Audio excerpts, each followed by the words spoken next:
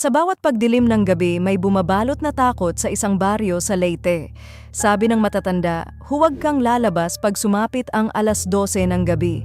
Sa likod ng bawat bahay, may nilalang na nagmamasid, nag-aabang ng biktima. Saksi ang mga malalabong anino sa mga pader at ang malamig na hangin na tila may kasamang bulong na hindi mo maintindihan.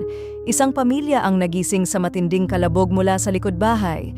May narinig silang kaluskos, tila may humahaplos sa bintana. Nang sumilip ang ama, nakita niya ang mapupulang mga mata sa gitna ng dilim at ang mahabang kuko na dumadampi sa salamin.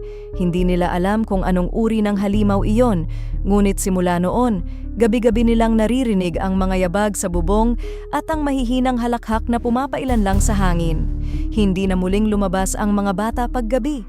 Hanggang ngayon, walang nakakaalam kung anong klaseng nilalang ang nagtatago sa likod ng mga bahay. May mga nagsasabing ito ay isang espiritu, may iba naman na naniniwala sa isang halimaw na nagmumulto.